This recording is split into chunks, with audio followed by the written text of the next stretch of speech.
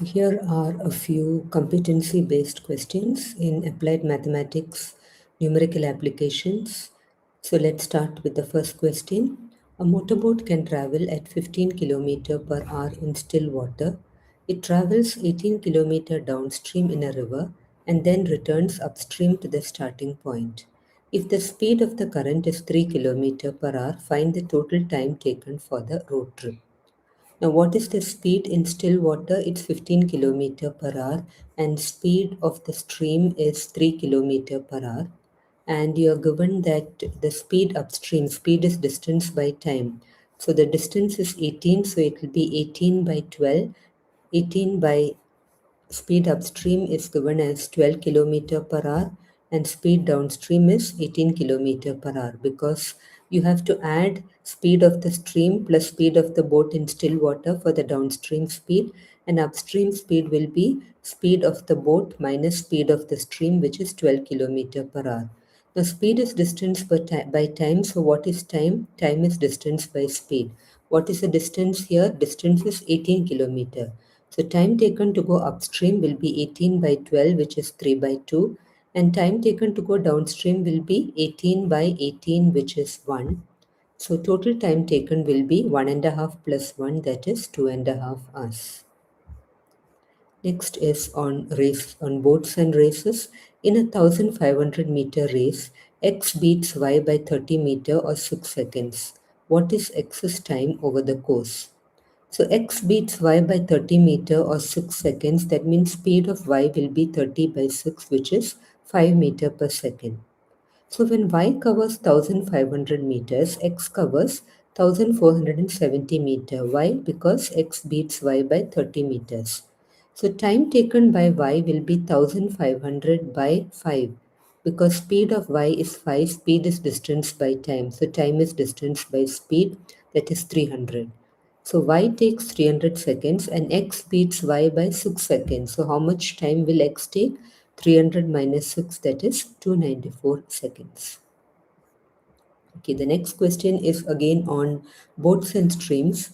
A man takes twice as long to go upstream to a point as to return downstream to the starting point. If the speed of the boat in still water is 15 km per hour, what is the speed of the stream? So time taken to go upstream is twice time taken to go downstream. Let x be the speed of the boat in still water, and what is that? That is 15 km per hour. Let y be the speed of the stream. So time, we have this formula, time taken to go upstream by time taken to go downstream is x plus y by x minus y. So time taken to go upstream by time taken to go downstream will be 2. And substitute for x, which is 15. So simplifying, you get y as 5 km per hour. The next question is on number theory. It is currently 6 p.m. in 12 hours clock. What will be the time after 375 hours? So it's 12-hour clock. So 375 is congruent to 3 modulo 12. So you add 3 hours to 6 p.m. That will be 9 a.m. after 375 hours. Now, the next question is on boats and streams.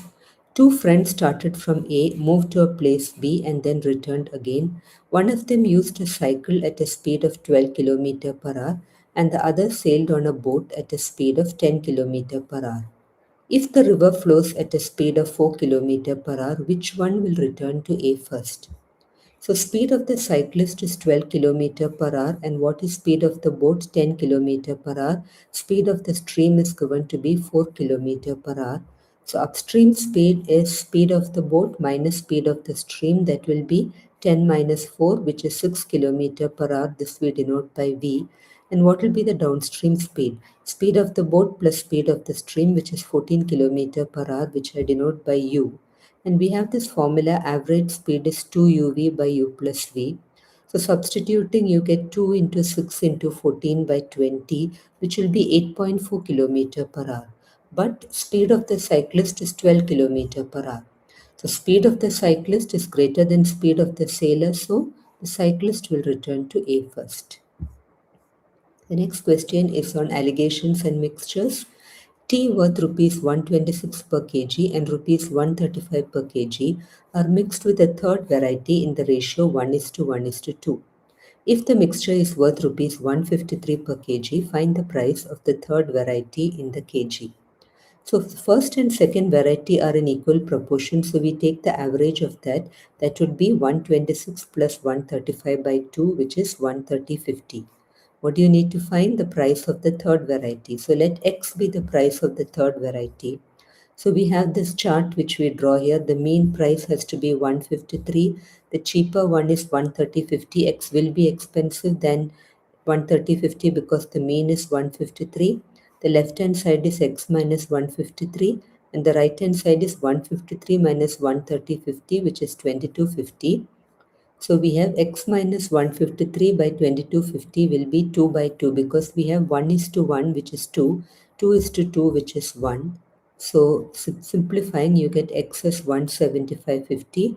So what is the price of the third variety? 175.50. The next question is again on pipes and cisterns.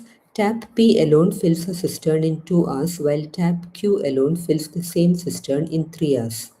A new tap R is attached to the bottom of the cistern, which can empty the completely filled cistern in 6 hours. All the 3 taps are started together at 9 a.m. When will the tank be full?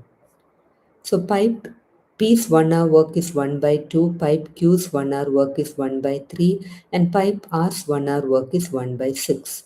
So we get 1 by 2 plus 1 by 3 minus 1 by 6 is 2 by 3. So the tank will be filled in 3 by 2, that is 1.5 hours, and it was started at 9 a.m. So when will the tank be full? At 10:30 a.m. The next question is on numbers. Find the remainder when 5 raised to 61 is divided by 7. So we'll start with 5 squared. 5 squared is 25, which is congruent to 4 modulo 7. Take the 30th power because you can arrive at 5 raised to 60. So 5 squared raised to 30 is congruent to 4 raised to 30 modulo 7. Call this as equation 1.